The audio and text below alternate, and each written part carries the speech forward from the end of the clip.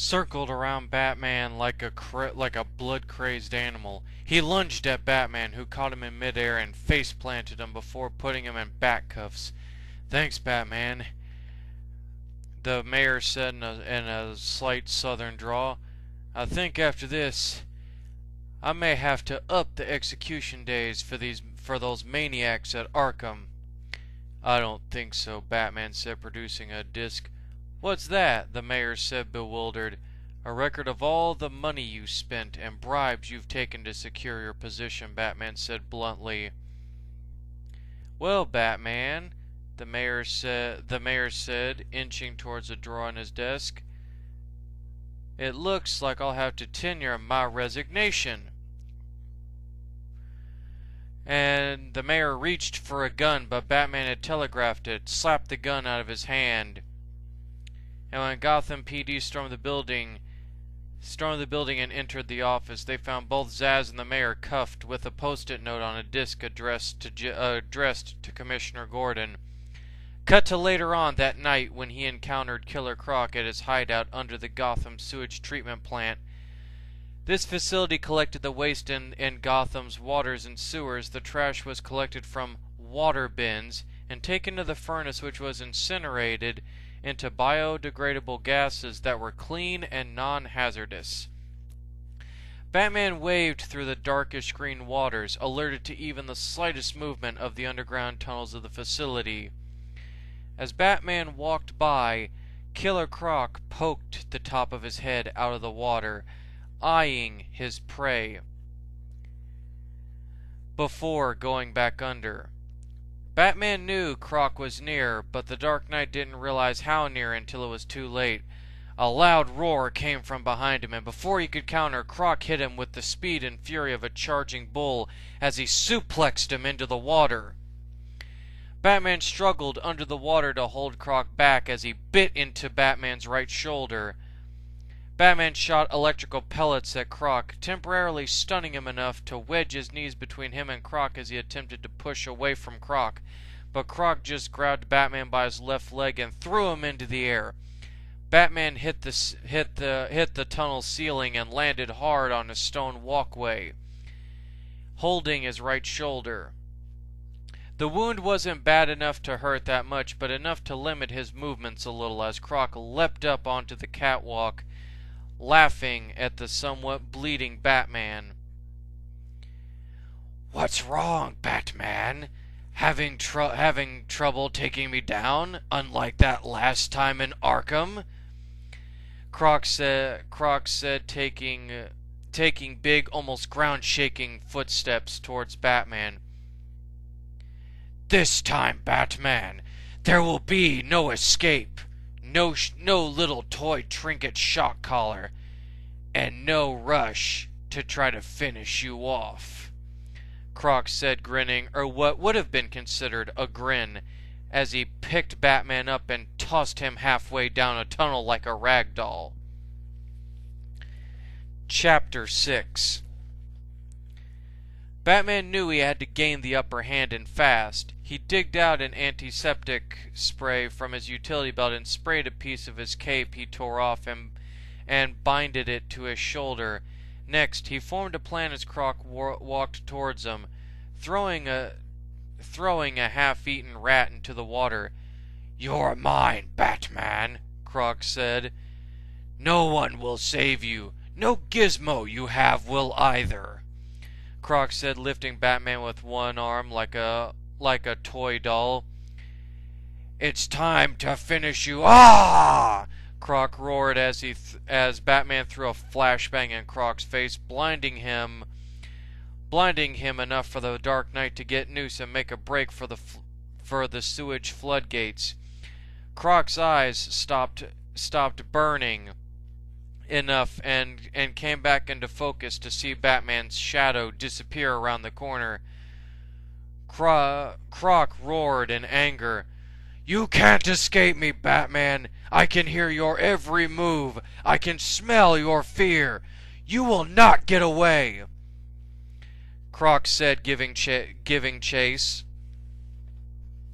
Croc arrived at the floodgates, picking up Batman's scent. He spotted the Dark Knight down near a sewage drain.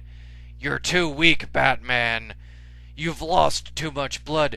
Now you're dead!" Croc yelled, leaping at him. Croc tackled Batman only to discover it was a makeshift dummy. "Sorry, Croc, but feeding time's over," Batman said, as he threw a pair of wire bolas at Croc, securing his hands and feet together, tripping him over. Croc struggled against the wires and snapped the ones holding his hands when he heard a loud metallic hiss, and looked up as one of the floodgates slammed down across his back, pinning him to the floor. For a normal person, this would have broken them in half, but Croc was no normal man.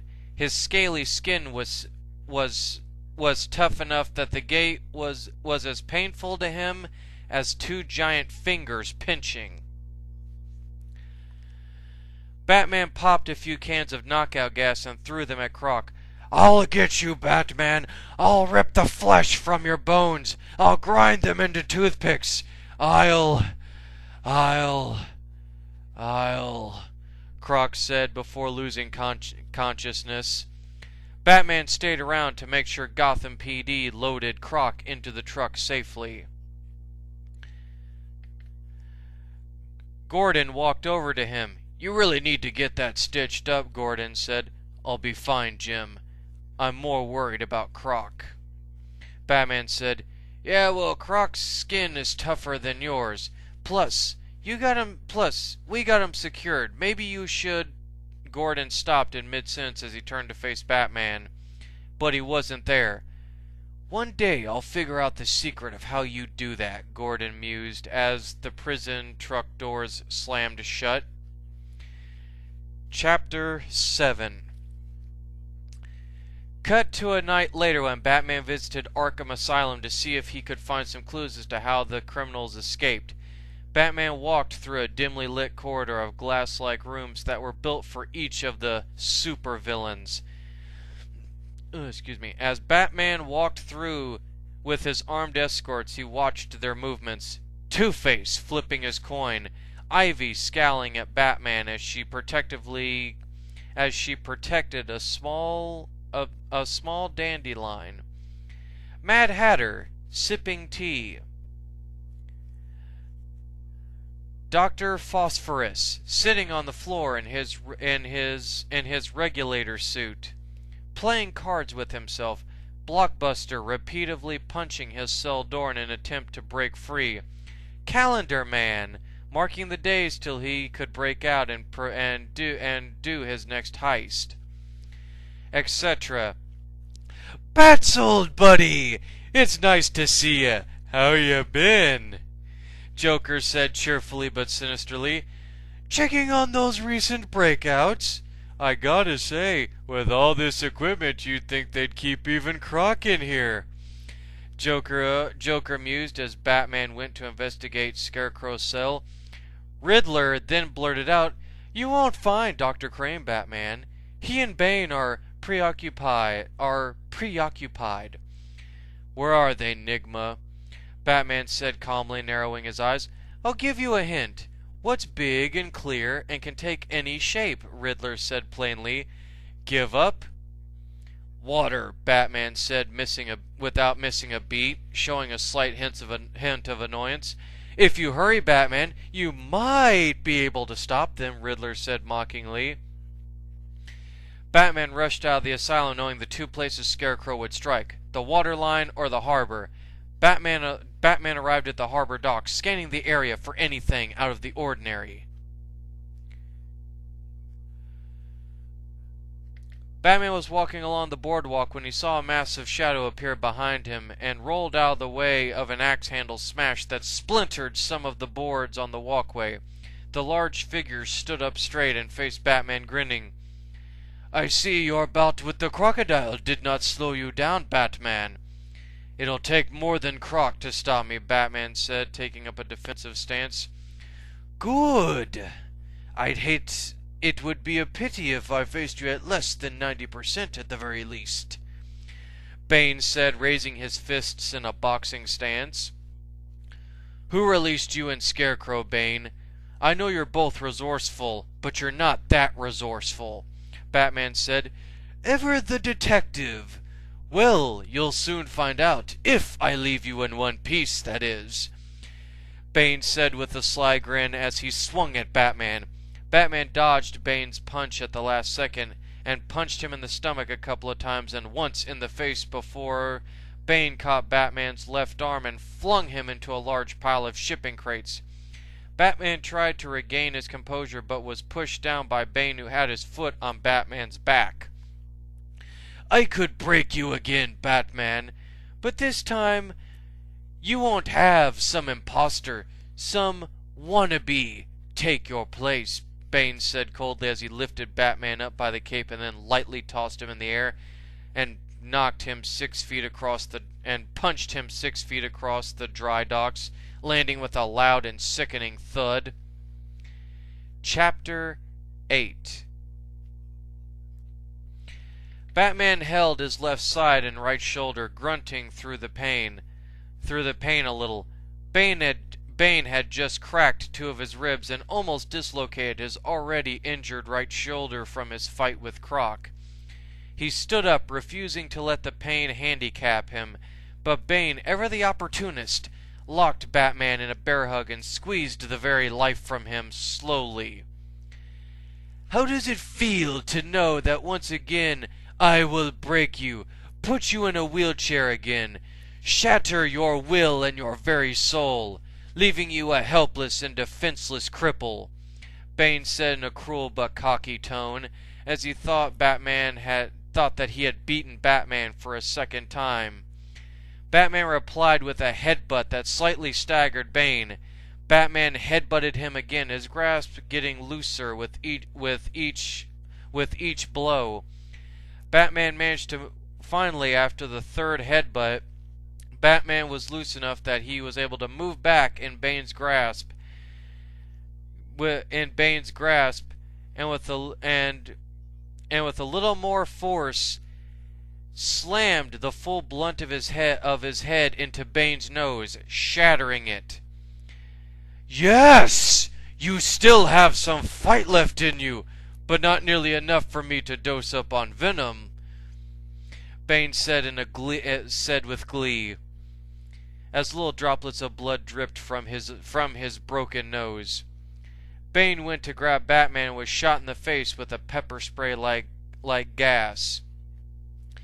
Bane winced as he screamed at Batman in Spanish. And covering his the gas Batman sprayed into his face burned like someone had poured hot motor oil and then lit it on fire. Bane's eyes watered intensely as he could barely make out Batman's shape. I will destroy you, Bane roared in Spanish as he turned the knob on his venom injector. His muscles bulged into green glowing spider veins and gained a larger mass that was a combination of a hardcore bodybuilder and a sumo wrestler. Chapter 9.